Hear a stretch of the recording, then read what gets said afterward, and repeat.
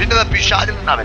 സഭയ്ക്കകത്ത് ഭിന്നത ഉണ്ടാക്കുന്ന ഒരു വ്യക്തി ഉണ്ടെങ്കിൽ അവരെ പിശാച് കൺട്രോൾ ചെയ്ത് തുടങ്ങി. അവരത് തിരിച്ചറിഞ്ഞ് മടങ്ങി വരാത്തോളം കാലം അവരെ പിശാച് പറ്റിക്കും. ഒരു കുടുംബത്തിനകത്ത് ഒരു വ്യക്തി ഭിന്നതയുടെ ആളുണ്ടെങ്കിൽ ആ കുടുംബജീവിതത്തിൽ ഭിന്നത അത് ദൈവികമല്ല, അത് പൈശാചികമാണ്. കാരണം താനാണ് എല്ലാത്തിലും ശ്രേഷ്ഠൻ എന്ന് കാണിക്കുന്നവരാണ് ഈ ഭിന്നതയുടെ ആൾക്ക്. കാരണം അവരൊരിക്കലും അവരുടെ തെറ്റുകളെ അംഗീകരിക്കത്തില്ല.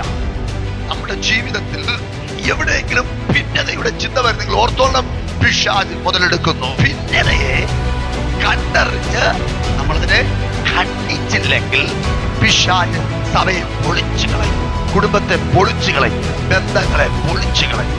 ഭിന്നതയുടെ പിശാചിനെ നമ്മൾ കണ്ടറിയണമെങ്കിൽ ദൈവമായി ഒരു ബന്ധമുണ്ടാകും. ഭിന്നതയുടെ അനുഭവിക്കുമ്പോൾ ആ വ്യക്തി മറ്റുള്ളവർ തെറ്റിക്കുമ്പോൾ അവർക്ക് ഉദാഹരണം പറയാൻ 100 കാര്യങ്ങളുണ്ട്.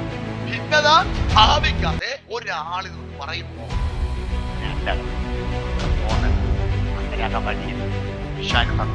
നമ്മുടെ ആത്മീയത അകന്നു നിൽക്കുക. നമ്മുടെ ആത്മീയ വർധനവിനെ നശിപ്പിച്ചുകൊണ്ട് ഇടയിൽ ആരെങ്കിലും പിണങ്ങിയിരിക്കുന്നത്, ആർക്കെങ്കിലും പിണക്കം നടന്നു ഇന്നുകൊണ്ട് കുറ്റമറ്റ മനസ്സാക്ഷി